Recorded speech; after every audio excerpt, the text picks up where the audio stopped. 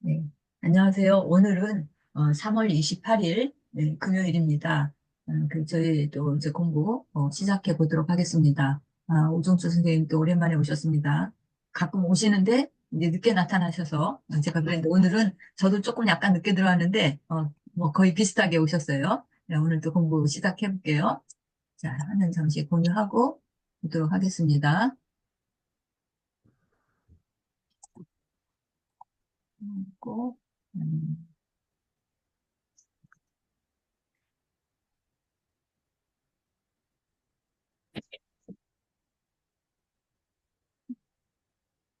화면이 전에하고 달라져가지고 제가 좀 여러분들 모습보다 이 수업하는 장면이 더 크게 나와야 되는데 제 모니터가 그걸 조정을 못하고 있어요. 여러분들 보시는 데는 지장이 없을 거라고 생각이 됩니다. 그냥 지금 360번대 나왔죠? 네, 잘 네네. 보여요. 네. 360번대 나왔는데 자, 360번대는 조금 전에 지역이 어디로 나왔어요? 화성시. 성씨. 네, 화성시로 돼 있죠? 우리가 지난 요 화성시 하기 전에는 350번대를 했어요. 350번대는 어디예요, 지역이? 안산시. 안산. 네, 안산시였죠. 안산 하면 여러분들 생각나는 거 뭐 있어요? 단원고. 세월호. 예, 안산 세월호. 단원고가 있고, 그리고 단원고. 안산 단원고 연상하면 또 떠오르는 게, 세월호. 예, 세월호. 세월호. 세월호 김원도. 사건이 또 김원도. 떠오르고, 예, 이제 안 좋은 그런 기억이지만, 어쨌든 안산 하면 그런 것이 떠오르는데, 또, 이제 김원도. 그거는 좀 안 좋은 그런 기억이지만, 그냥 우리가 그런 세월호라든지 이런 사건이 없었다면 안산은 또 뭘로 기억이 될까요? 김원도. 김홍도. 응? 김홍도. 김홍도, 예, 그, 단원 김홍도, 화가도 생각이 날 테고, 조선시대 풍속화가. 또 그거 말고 또 생각하는 게 있다면 뭐가 있을까요? 음. 섬이 많다는 거? 섬이 많다. 섬이 많다는 그 이전에 시흥시가 되지 않았을까요? 340번대? 음, 이제. 네, 시흥시가 섬이 많아요. 예. 자, 안산에 지금 말씀하시는 것처럼 단원 김홍도도 생각이 났고, 그리고, 한양대 안산 캠퍼스. 한양대 안산 캠퍼스요. 음. 한양대 안산 캠퍼스는 다른 말로 뭐라고 했어요? 에리카. 에- 에리카라는 에리카. 그런 에리카. 명칭이 에리카. 있죠. 자, 한양대 하면은 제일 알려진 이름이 난 대학이 단과대학이 뭐예요? 공대. 공대. 공대가 특화되어 있는 그런 대학이죠. 그래서 예. 공대 쪽에서는 가장 뭐랄까 그 명성이 있는 그래서 한국의 MIT에 해당이 된다 할 정도로 그렇게 발전하고 있는 그런 대학이에요. 물론 한국에 있는 공대들이 다 그 수준을 유지하고 뭐 거의 비슷하게 이렇게 가지만 이제 처음 그 창설 때부터 그쪽에 역점을 둬가지고 생성한 그런 그 대학이죠. 그래서 한양대 공대 에리카 안산 캠퍼스가 있었어요. 또 제가 지금 여러분들한테 묻고자 하는 대답이 안 나와서 지금 계속 이렇게 질문 드리는 거예요. 안산, 와 스타디움을 마스터디. 말씀하시는 건가? 이제 하나씩 막 떠오르시면서 얘기하시죠. 마스타디움도 얘기했죠. 그런데 음, 마스타디움도 공부했으니까 이제 그렇고 공부를 음. 안 했다. 일반 사람들이 안산 하면은 생각할 수 있는 거를 한번 떠올린다면 어떤 게 있을까요? 이거는 주관적이기도 하지만 그래도 우리가 주관적인 것 중에서도 그래도 사람들이 더 많이 그런 걸 생각할 수 있다. 마스타디움은 지금 우리가 얘기했지만 이 공부를 했기 때문에 우리가 마스타디움을 인식하고 하지요. 그런데 대구. 그런 대구도 공부 유리선 공원?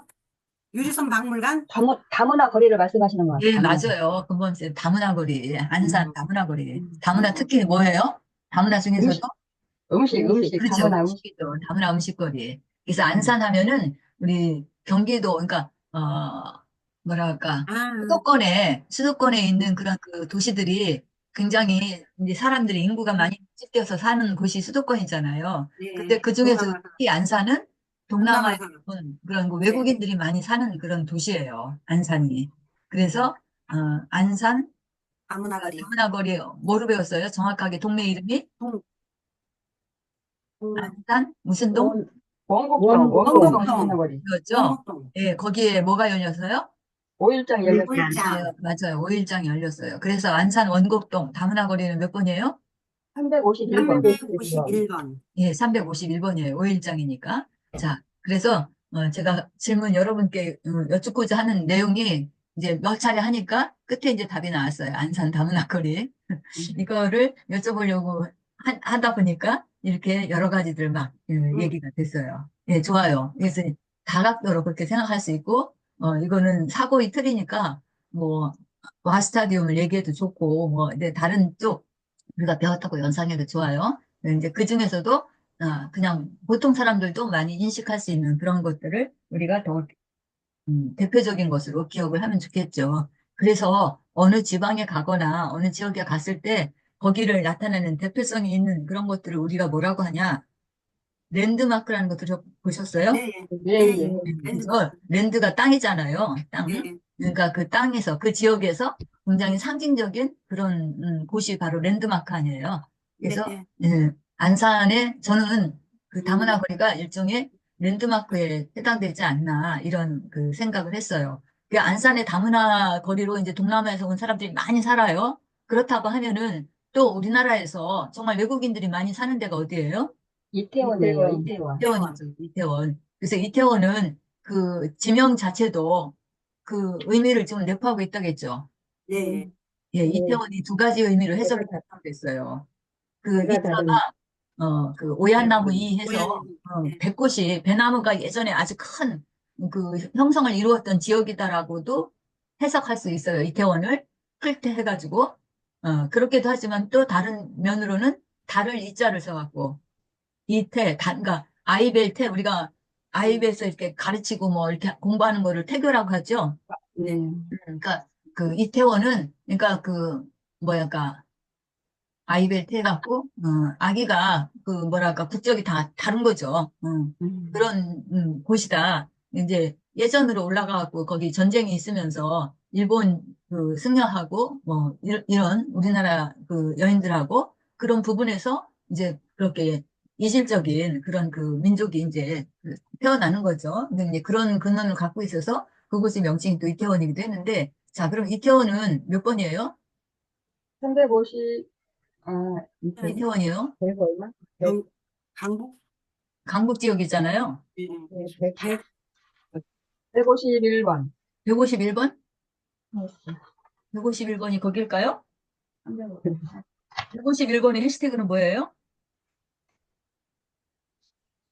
151번 해시태그는 5일장, 내내 5일장이에요. 5일장이 이태원에서 열렸을까요? 아니에요, 아니에요. 아니죠? 서울시립대, 그죠. 서울시립대가 5일장에 열렸던 서울시립대. 거잖아요. 예, 예. 그래서 서울시립대가 몇 번이었어요? 151번. 151번이었죠? 그러면 예. 이태원은 몇 번이에요? 이태원은 세계 음식, 뭐, 이게 그 거리도 있고, 147번. 응? 147번. 그렇죠. 147번이죠. 147번이요. 147번. 음. 148번은 어디예요? 이태원 베트남 거리. 그렇죠. 이태원에서 베트남 거리죠. 그러니까 이태원은 좀 몇 개 더 나눠지잖아요. 딱 한 가지만 얘기 안 되고.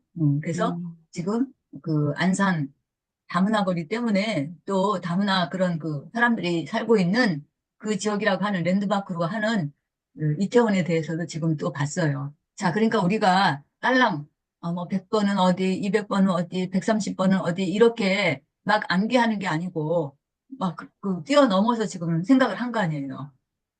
그런 공부를 하는 거죠. 저희가 지금. 그래서 이 내비게이션 기억부 공부하면서 몇 번은 어디야, 몇 번은 어디야, 이렇게 암기하는 것이 문제가 아니라 그것이 그 장소가, 어디인 거를 그 유추해내기 위해서 여러 가지를 동원해가지고 지금 여러분들이 상상을 하시고 이렇게 말씀을 하시는 거예요. 근데 그렇게 할 수 있는 능력을 키워나가는 게 바로 이 기억법이라는 거죠. 이 내비게이션 기억법. 그래서 이렇게 어떤 연결고리를 찾아가지고 그거를 만들어내는 거예요. 그래서 우리가 지금 이렇게 쭉 전 시간에 했던 것들을 잠시 봤고 제가 지난 시간에는 이거 하나도 안 보여드리고 얘네를 막 다 이렇게 색칠을 해버렸죠. 이렇게. 예, 예, 그래서 예. 여러분들한테 했었잖아요. 예, 자, 예. 그러면 우리가 이제 이번부터 해야 될 것은 360번 대예요.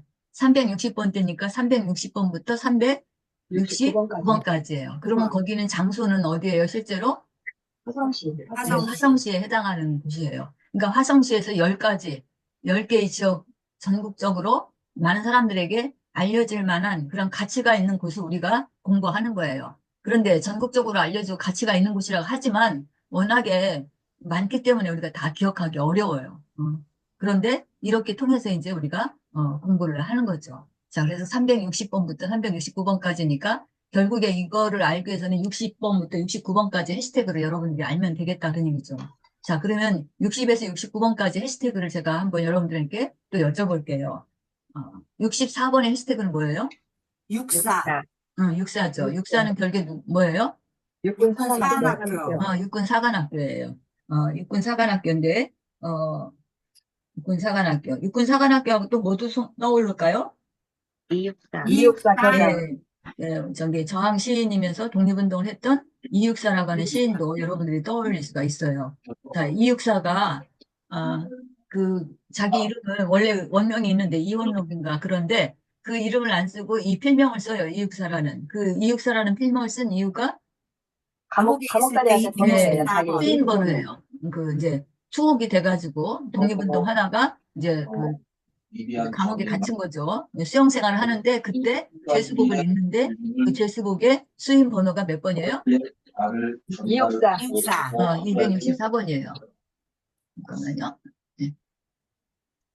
그래서 좀 할 말이 이렇게 지금 이렇게 공부하다가 어디서 소음이 나서 제가 이렇게 줄였는데 없앴는데 그런데 본인이 할 얘기가 있다 그러면 저기 스마트폰으로 하시면 그 마이크를 다시 한번 눌러서 해제하면 되고 만약에 혹시 컴퓨터로 하시는 분이 있다면 키보드에 스페이스바가 있어요. 넓은 막대 네. 같은 거. 그걸 한번 누르면 해제가 돼요. 그렇게 해서 하시면 돼요. 예, 제가 지금 좀 소음 나는 것을 이렇게 제안을 했는데 네, 여러분들이 다시 그거는 켜서 이렇게 또 말씀하시면 됩니다. 자, 그래서 이육사를 얘기를 했어요. 그래서 64번의 해시태그로 육군 사관학교도 있고 이육사도 있다 그랬어요. 그러면 그냥 이제 여기서 또 여러분들 머리가 골치 아플 텐데 그냥 64번은 어디예요? 항동 푸른 수목원. 항동 네. 푸른 수목원이에요. 그렇죠. 항동 푸른 수목원이에요. 이게 무슨 구에 있어요? 노원구. 서울에. 금천 예. 구로구. 예, 금천 구로구에 해당이 되죠. 금천 구로구가 60번 대잖아요. 그래서 64번이 항동 푸른 수목원이라는 곳에 누가 갔어요? 이육사. 육군 사관학교 학생들. 육군 사관학교 학생들이 거기에 뭐 여행을 갔거나 뭐 이제 수목원이니까 뭐 그런 거 보러 갈 수도 있겠죠. 그때 누가 인솔을 했어요? 이육사 선생님. 이육사. 이육사 선생님이 데리고 간 거예요. 그 학생들을. 예, 사관학교 학생들이 뭐 많이 장성해서 크기는 했지만 그래도 누구 인솔자가 있을 거 아니에요? 그 인솔자로 이육사라고 하는 분이 이제 그 학생들을 데리고 간 거예요. 거기가 바로 항동 푸른 수목원이에요. 거기가 64번이에요. 그러면 또 164번도 있겠죠? 네. 164번은 어딜까요? 강나루역 아, 올림픽 예. 대교예요. 164번이니까 우리가 구로 하면은 무슨 구일까요? 광진구예요. 광진구. 광진구죠? 광진구예요. 160번대가 광진구라고요. 강북에 있죠. 광진구. 자, 광진구인데 제가 지금 이렇게 발음을 천천히 하고 있어요. 광진. 광진이 한자예요. 넓은 강자에다가 진은 나루 진자예요. 자, 그러면 그게 지금 한자로 얘기했는데 한글로 얘기하면 뭘까요? 진을 갖다 한글로 얘기하면 나루죠, 나루. 그래서 거기 보면 광나루역이 있어요. 지하철역에 광나루역. 올림픽대교에 광나루역이 있는데 거기에 누가 갔어요? 이육사. 이육사만 갔을까요?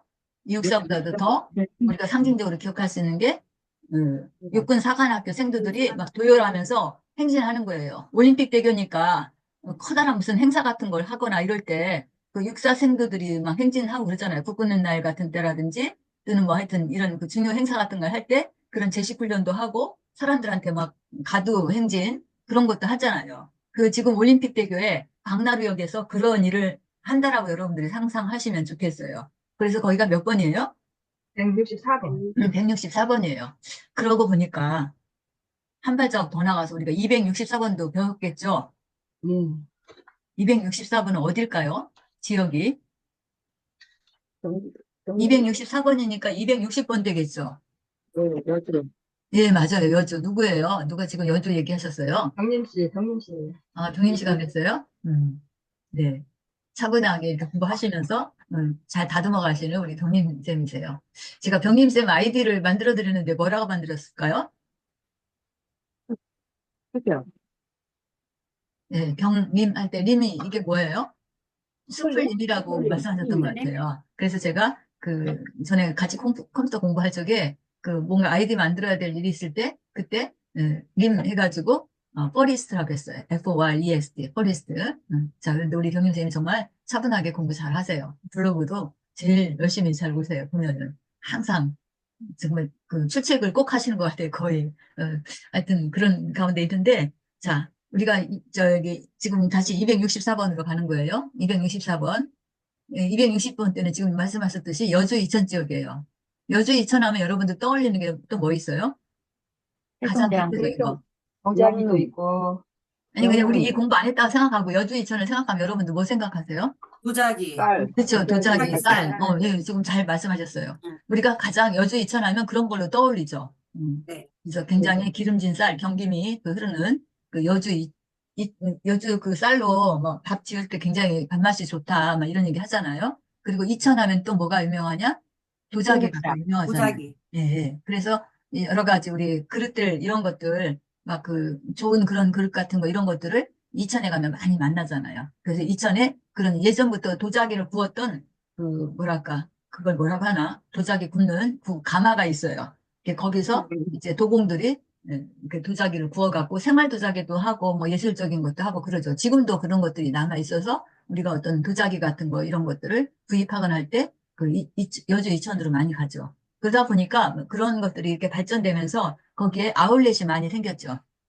네. 그래서 시내, 그러니까 서울 시내 중심가에서 뭘 살 때 좀 비싸고 좀 여러 가지 어려워요. 그래서 이제 교외 쪽으로, 그러니까 조금 외곽 지역으로 이런 매장들을 만들어서 판매를 하죠. 그게 아울렛 매장이에요. 그래서 명품 같은 것들, 이런 것들이 이런 아울렛 매장으로 도시 근교에 이렇게 형성이 되는데 여주 이천이 그런 역할을 한다라고 보죠. 그래서 사람들이 어떤 제품들을 살 때 여기 아울렛 매장에 가서 많이 쇼핑하고 이렇게 사는 그런 것이 많아요. 우리가 해외여행을 가고 거기에서 유명한 지역에 가서 뭐 여러 가지 봅니다. 뭐 미국에 가서 뉴욕을 본다든지 뭐 영국에 가서 런던이라든지 프랑스 파리 이런 데 가서 저기 하는데 특히 이제 미국이 그런 게 많이 돼 있는 것 같은데 미국의 유명한 그런 제품들 그런 명품들을 이렇게 외곽 지역에다가 만들어 놓은 그런 매장들이 있죠.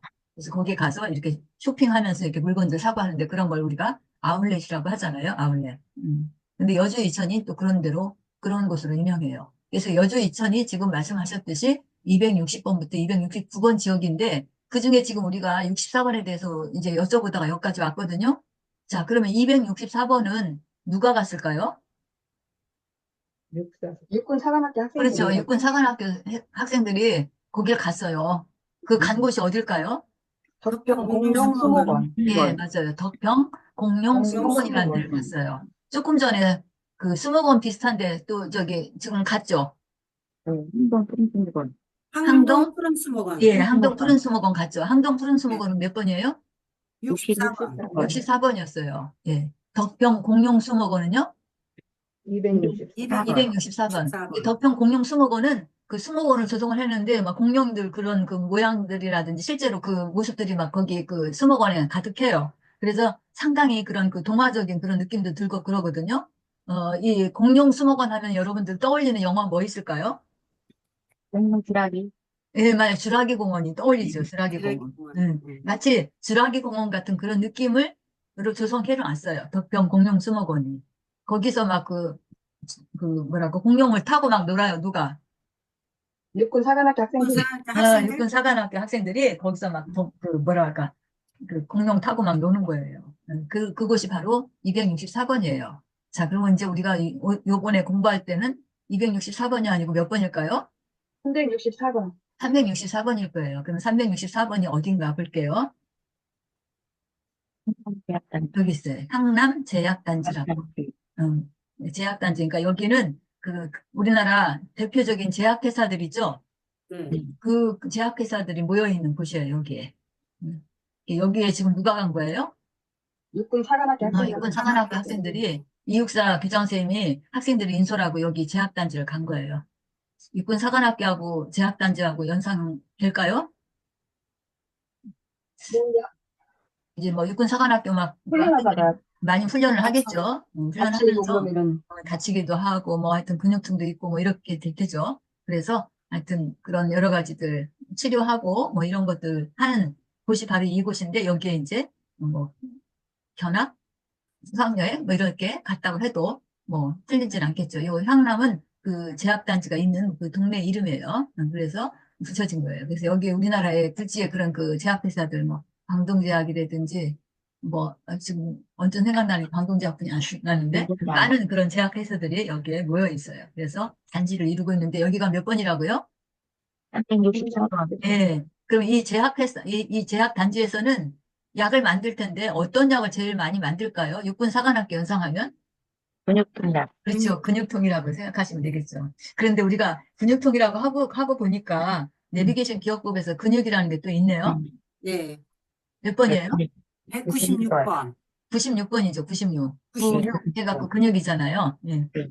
그래서 이제 또 아, 예. 그렇게 연결도 잠깐만. 된다는데, 아, 그래서 예. 예, 여러분들이 좀 착각할 수 있는데, 아무튼, 그 제약회사에서, 제약단지에서 육군사관학교 생도들이 그 막 열심히 훈련하고 막 한 그런 것들 때문에 근육이 많이 맞아. 필요할 때니까 그 근육들 좀 달래주는 그런 약 같은 걸 여기서 많이 만들겠죠, 뭐. 근데 그런 약만 만들질 않고 여러 가지 만들 거예요. 근데 여기를 육군사관학교 여러분들이 연상하려니까 지금 그런 것도 한번 생각해 봤습니다.